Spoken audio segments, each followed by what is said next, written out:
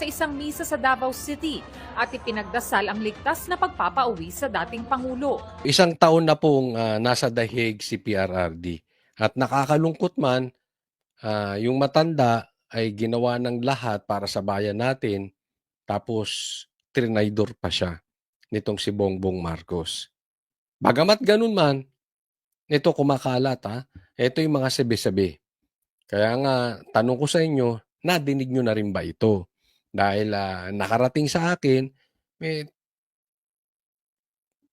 hindi po natin alam kung ito ay totoo pero malaki ang tsansa di umano na makalaya na si PRRD.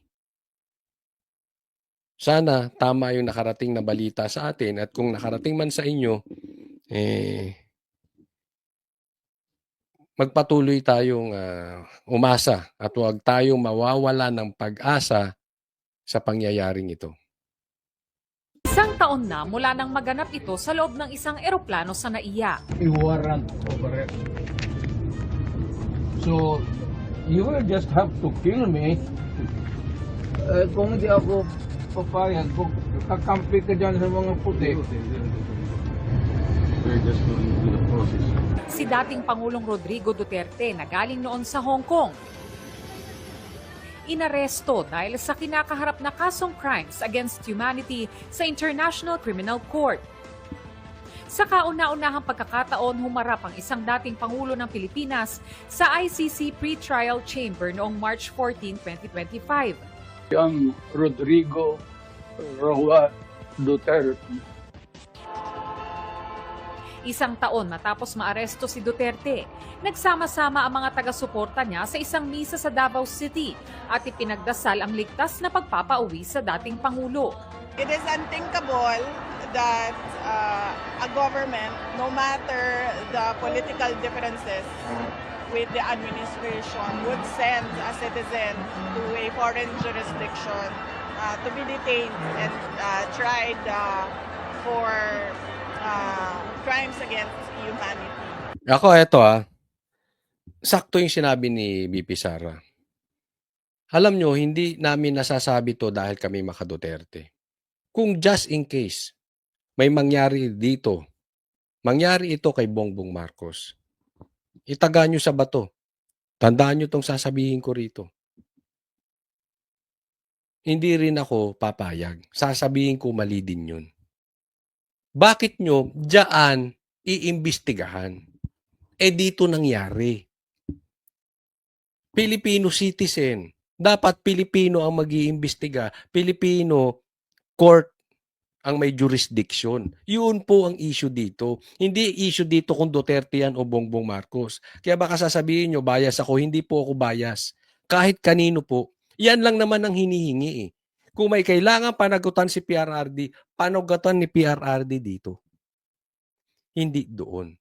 May punto po talaga. Sakto yung sinasabi ni BP Sara. Kaya po yung nangyari na yan ay lehitimong kidnapping yan. At ako, nagre-request ako sa iyo, BP Sara, panagutin mo ang mga taong involved dito. Kasi hindi po pwede na hindi matuturuan ng leksyon yan dahil magpapaulit-ulit po yan. Tuwing kalaban sa politika, ipadadala sa ibang bansa. Hindi na po iiral ang due process sa Pilipinas. Yan po ay nagmimistulang martial law. Hindi mo na pahaharapin sa korte. I-airport to airport mo lang. Parang nangyari kay Ninoy Aquino. Meron talagang trend itong Marcos patungkol sa airport. Si Ninoy Aquino pinatay sa airport. So from ibang bansa, dinala si Ninoy Aquino sa kabilang buhay. Ganyan din ang ginawa kay PRRD. Galing sa ibang bansa, tapos dinala diretso sa dahig from the Philippines. Para hindi ito maulit, BP Sara, request ng taong bayan. It's not because of your father, it's because we deserve it. Soberanya ng Pilipinas. panagutin mo lahat ng involved dito. Hindi lang yung mismong nagdala, kung hindi sino ang kasangkot dito. na walang basehan at walang maayos na witnesses. Ayon kay Vice President Sara Duterte, hindi sila titigil sa paghiling sa ICC ng pansamantalang paglaya ng kanyang ama. Every time merong opportunity na mag-apply ng interim release, si dating Pangulong Rodrigo Duterte ay gagawin yon. Inalala rin ni Davao City 1st District Representative Paulo Duterte ang pag-aresto sa ama. Paraan nila sa kanila, ito ang araw kung kailan kinuha si Duterte sa kanyang mga anak at apo at kung kailan ipinahiya umano ang dating Pangulo sa buong mundo. Ang iba pang taga-suporta ng dating Pangulo sa Korte Suprema sa Maynila nagtungo. Sigaw nila, desisyonan na ang habeas corpus petition ng mga anak ni Duterte na humihiling na utusan ng gobyerno na pauwiin ang kanilang ama. Hindi naman namin kinikilala yung ICC. Kami lahat, lalo na ako. Pilipinas to, dapat hindi nga dinala doon si dating Pangulong Rodrigo Roa Duterte. Inalala rin ni Senator Ako ito lang sa akin. Dapat talaga, kumilos na ang Supreme Court dito. So dinala na po ito, 1 taon na. And pagkakaalam ko ito, this is not the first time na kinalampag ang Supreme Court. Kaya nga umuugong yung usapin na malapit nang makauwi si PRRD. Dahil naniniwala ako, bagamat minsan nakakasama ng loob na parang tila ang bagal kumilos ng Supreme Court. Pero pagpatuloy nakakalampagin ng Supreme Court, ang Supreme Court po, ang sa tingin ko, ay nananatiling hindi biased. They will decide base sa batas.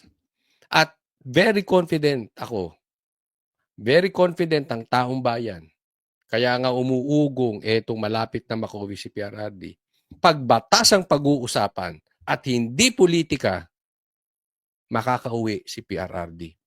I-produce yung habeas corpus, i-produce si PRRD dito sa Pilipinas, hingin po ito ng Supreme Court. Ngayon, kung papayag si Bongbong Marcos or hindi, saka na natin pag-usapan yun. Ang importante, dapat desisyonan ito ng Supreme Court. Alam naman natin dahil may issue si Bongbong Marcos na hindi sumusunod sa korte. Remember, apakalaki ng utang niya sa estate tax. Final and executory po yun. Dinesisyonan na ng Supreme Court. Bilyon po iyon. Bakit ko alam? Dinidiscuss ko po yun nung campaign period. Hindi po yun desisyon ng mga Duterte. Desisyon po ng korte yun. Hindi bayad na estate tax. Ngayon, hindi na pa nag-uusapan. Muli po, kinakalampag ang Supreme Court. Mag-decide na kayo ng naaayon sa makatao at higit sa lahat sa batas. Walang pinapanigan. Hindi po namin hihilingin. Kung gusto ninyong panigan ang mga Aquino, okay lang, so be it. Ang sa atin lang, walang kulay, sundin ang batas. Sigurado, mapapauwi si PRRD. Bongo ang pag-aresto kay Duterte sa isang privileged speech sa Senado. Si Go ay isa sa mga inaakusahan sa ICC na co-perpetrator umano ni Duterte. We must ensure that what happened to former President Duterte should never happen again to anyone, no Filipino, regardless of position, influence, or political affiliation. Sakto. Tama yung sinasabi ni Bongo. Yan yung sinasabi natin. Na dapat panagutin ni BP Sara pag upo niya. Dahil kung hindi, magpapaulit-ulit yan. Once and for all, itigil na natin na namimigay ng kababayan nating kalaban sa politika sa ibang bansa. Tigilan na natin yung nananamantala dyan sa airport. Diyan na nagpupunta yung patayan sa airport eh. Diyan nagsisimula yung kidnapping sa airport. should ever feel that the legal processes meant to protect our people can be set aside or disregarded. Nagdaos din ng misa at programa ang Wag na itong mga ito. Tingnan nyo po ito. Tingnan nyo po itong post ni Greco Bellica. Shinare niya yung post ni Bongbong Marcos noong 2016. Sabi niya, salamat sa aking matalik na kaibigan na si Rody Duterte. Ito ang tunay na walang iwanan. Ikaw iniwan mo si PRRD. Ganyan po katraidor yung Bongbong Marcos. Kaya kayo na nasa side niya. Napakadelikado nung ginagawa ng Dilawan. Yung kain-suka sila. It's only a matter of time. Hindi po tanungan dito kung mangyayari o hindi. Ito ay mangyayari at mangyayari. Na ang Dilawan at Pula, pag nagkainan sila ng suka nila, sila mag-aaway din in the future. Bakit? Traidor yan si Bongbong Marcos. Sa kanya, nanggaling matalik na kaibigan. Tanungin ko kayo, meron na ba kayong pinakidnap na matalik na kaibigan? Anong klase kang kaibigan?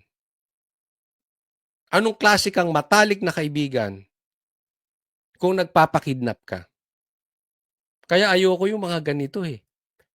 Yung ay mahal ko yan, ay gusto ko yan, ay matalik na kaibigan ko yan.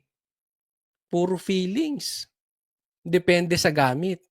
Pag tapos na yung gamit at balagit ka na at nasasapawan ka na, uso yan sa magkakaibigan. Pag nasasapawan,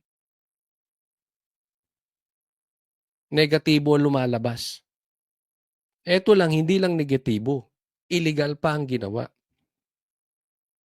Isa pa po ito na dahilan kaya ako'y naniniwala hindi na rin magtatagal makakalaya na rin si PRRD. Kasi alam mo, itong si PRRD, pinalibing yung tatay ni Bongbong Marcos sa libingan ng bayani.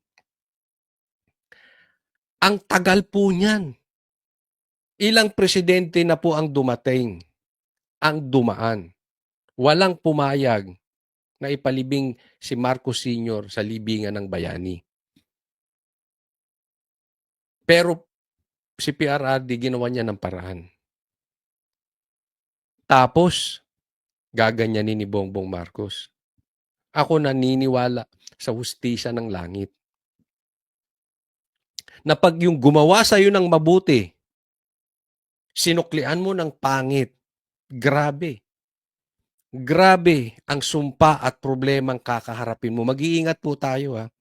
Ito ay paalala lang sa ating mga kaibigan, sa ating mga manonood, na pagka merong mga tumulong sa atin at ginawan tayo ng maganda, we make sure na susuklian natin ng kabutihan, hindi kasamaan. Dahil hindi napanig sa'yo ang langit, hindi napanig ang Diyos sa'yo. Pag yung gumawa sa atin ng kabutihan ay sinuklian natin ng kasamaan, it will only take a matter of time bago ka singilin ng kalokohan mo. Ingat po. Hayaan po si Bongbong Marcos. At hindi ko alam hanggang kailan siya tatagal sa power. Reckoning will come soon. Sisingilin siya. Lahat po tayo makakapanood niyan. Kung kailan sisingilin ng tadhana itong mga Marcos. I'm excited.